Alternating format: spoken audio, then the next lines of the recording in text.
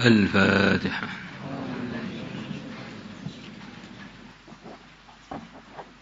بسم الله الرحمن الرحيم. وعن أبي عبيدة بن عبد الله بن مسعود عن أبيه عبد الله بن مسعود رضي الله عنه عن النبي صلى الله عليه وسلم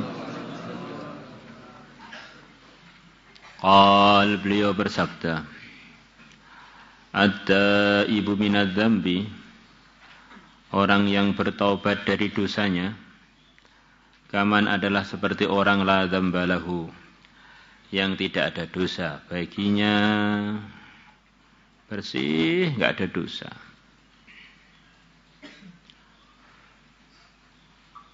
Kata banyak ulama, jarang didengar orang Islam itu maksiat kemudian tidak berhenti, jarang. Suatu saat akan berhenti, biasanya begitu itu. Ada selepas umur 40 berhenti. Sering terjadi taubat itu selepas umur 40. Nah ini sebetulnya ya di samping berkahnya iman juga karena kebaikannya setan katanya. Karena setan melihat kalau orang itu digoda untuk melanggar selepas umur 40 itu sudah potensinya kurang. Akhirnya setan cari yang lain yang lebih sehat, lebih tangkas, lebih pemberani, lebih ngawur. Kalau sudah 40 sudah mulai mendekati usang, sudah aus. Untuk kebut-kebutan sudah nggak pakai berani, untuk kelahi sudah nggak pakai kuat, udah katanya. Jadi kalau orang itu tobat waktu mudanya, yang baik orangnya. Kalau sebelum 40 tobat yang baik orangnya, selepas 40 tobat yang baik setannya. Guyonannya para ulama itu begitu. Jadi selalu ada selepas orang itu beriman di atas hatinya malaikat yang selalu membisi dia kebaikan. Maka biasanya suatu saat ya akan kedengaran juga. Hanya saja di antara usahanya syaitan, dia usaha bagaimana orang ini, andaikan nanti tiba waktunya taubat, sudah nggak bisa maksimal taubatnya. Di antaranya adalah dengan digoda, maksiatnya itu mengarah ngerusak otaknya. Karena taklif atau pembebanan atau tugas mengamalkan agama itu kaitannya dengan otak. Maka kalau orang gila nggak ada tugas itu. Maka akhirnya dengan sebab otaknya jadi aus atau rusak, akhirnya ketika dia sudah berhenti dari kemaksiatannya, tetap pelongo-pelongo kayak kebu. Dia nggak paham. Otaknya sebelah kanan gosong separuh, sebelah kiri gosong semuanya, sebelah tengah sudah nggak ada. Akhirnya tobatnya itu jadi nggak sempurna. Seperti mobil yang remnya itu sudah kecopot separuhnya atau hampir semuanya. Kadang-kadang ngerem, kadang-kadang los, kadang-kadang ngerem, kadang-kadang los. Maka itulah diantara tahapan-tahapan pengerusakan syaitan kepada orang-orang beriman. Biar nanti ketika taubat sudah rusak alat terpenting untuk taubat dalam tubuhnya, untuk islah diri dalam tubuhnya, yaitu otaknya. Apalagi perkembangan pelanggaran-pelanggaran di akhir zaman ini, Masya Allah. Ada hal-hal yang melanggar yang mungkin aja orang banyak berhenti juga dari hal tersebut. Tetapi selepas berhenti ternyata otaknya sudah nggak ada atau tinggal separuhnya. Akhirnya jadi semacam orang yang nggak normal. Rawahu Ibnu Majah wa Tabarani bi isnadin rijaluhu thiqat, zada Tabarani fi riwayatin lahu min hadits Ibnu Abbas. Wal mustaghfiru min adz-dzambi wa huwa muqimun 'alaihi kal mustahzi'i bi rabbih. Wal mustaghfiru min adz-dzambi, dan orang yang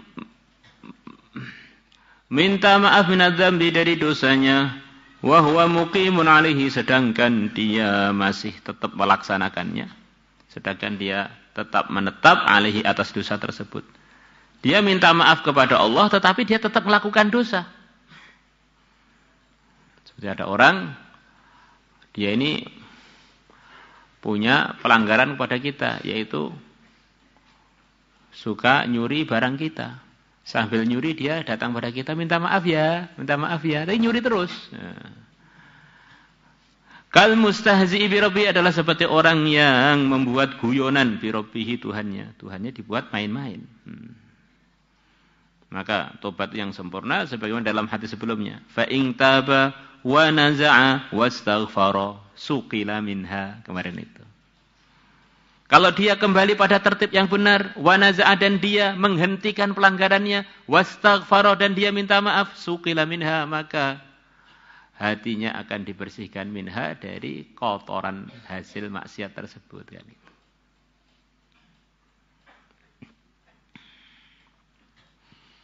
Wa Ibnu Umar radhiyallahu anhuma, maka Hasan Basri sering nasihati murid beliau, istighfaruna yahtaju ilal istighfari.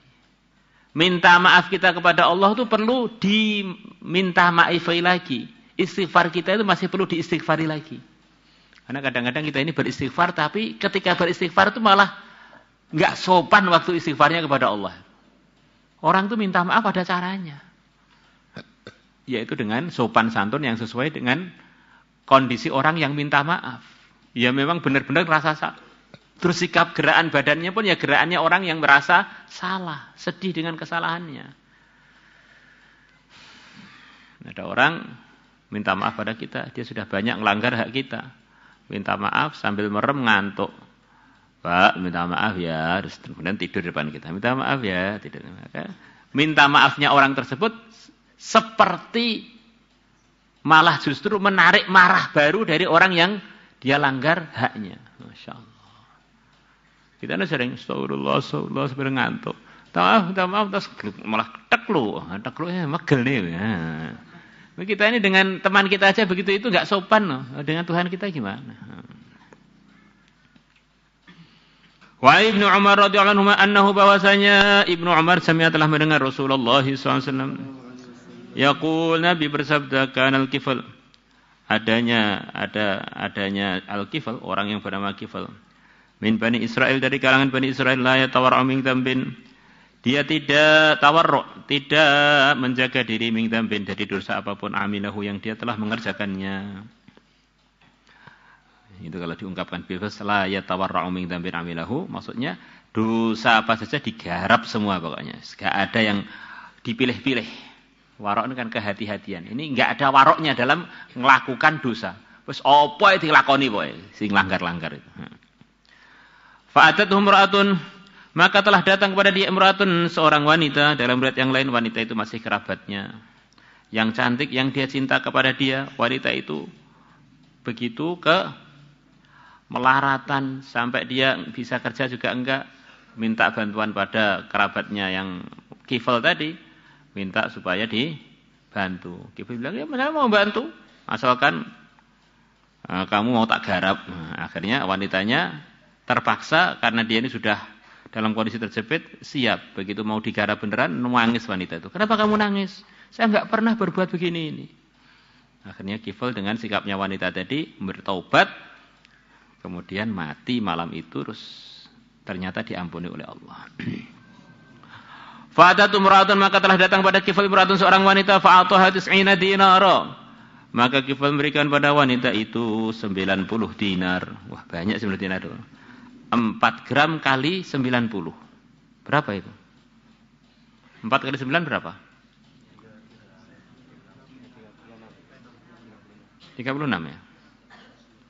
4 kali 90? 360 gram. 1 gramnya 1 juta. 360 juta. Hanya untuk nggarap sekali. Nah. Dan ini di samping mau nggarap, dia ini juga ada cinta dengan kerabatnya itu. Cinta menjadikan buta. Ala ayyataha, dengan syarat ayyataha, dia mengumpuli wanita itu. Falamma qa'ada minha, maka ketika kifal telah duduk minha pada si perempuan tadi, maq'adar rajuli min imratihi, seperti duduknya seorang laki-laki pada istrinya. Sudah mendekati perzinaan. Orang idat, maka wanita itu digemetarkan. Tiba-tiba wanita itu bergetaran badannya. Wabakat dan dia nangis. Faqal, maka Fikifel mengatakan, ma yubkiki, apa yang menyebabkan kamu nangisnya? Pokok nangis. Jarane gelem kok nangis. Akrahtuki, apakah aku memperkosa kamu? Kan ini antarodin ini. Kan sudah sama-sama sepakatan kok nangis, ngapain nangis? Akrahtuki, apakah aku telah memaksa kamu? Ini kan enggak paksa kan? Kan saya enggak merkosa kan? Sama-sama maunya kan? Qalat, maka wanita mengatakan, lah tidak, kamu tidak memaksa saya. Walakinnahu, tetapi zina itu amalun, adalah satu pekerjaan. Ma'amiltu qattu, saya tidak pernah mengerjakannya sama sekali. Wa ma hamalani alaihi, dan tidak mendorong aku alaihi atas mau dikumpuli illal hajatu, kecuali karena keperluan. Dalam lihat yang lain, keperluan yang amat sangat sampai dia ini hampir mati atau bagaimana, atau keluarganya hampir mati. Faqala, maka Kifl mengatakan, taf'alina, angti kamu berbuat hadza, ini mau saya kumpuli. Wa ma fa'alti qattu, sedangkan kamu tidak pernah berzina sama sekali. Idhabi, pergilah kamu, fahiya, maka uang 90 dinar lagi tak wehne siro. Sudah, tak berikan kamu aja. Wa qala, dan Kifl mengatakan, wallahi, demi Allah, la asillah badah, saya niat tidak akan maksiat kepada Allah selepas dengan wanita itu selamanya. Niat.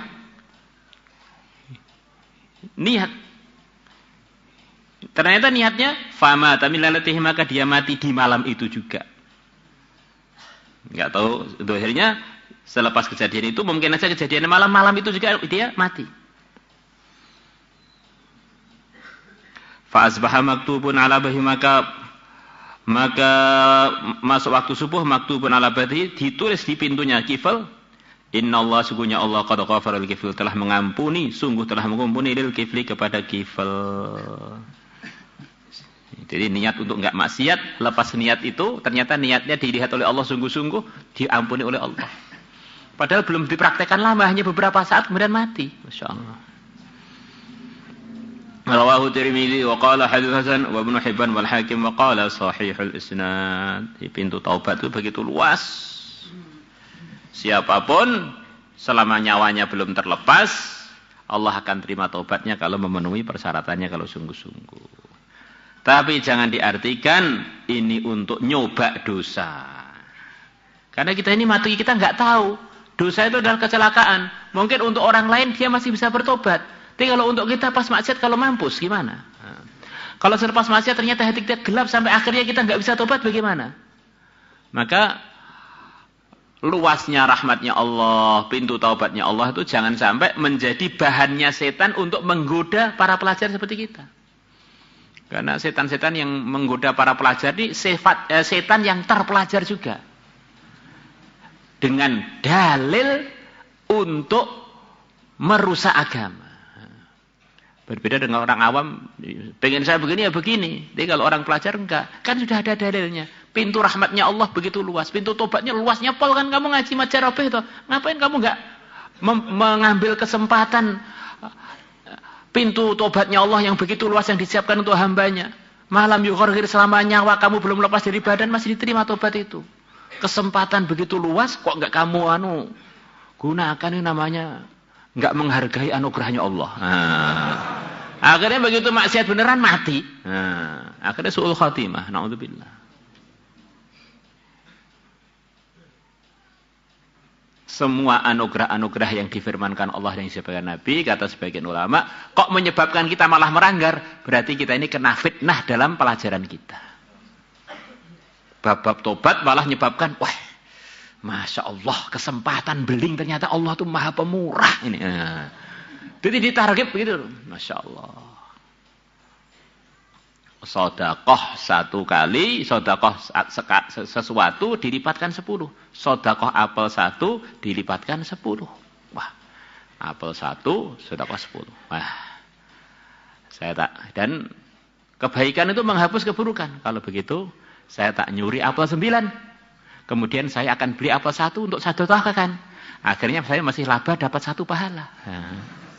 Karena saya 9-nya sudah dihapus dengan 10, saya masih laba 1. Masya Allah. Kan setiap kebaikan akan dilipatkan minimal 10 kali.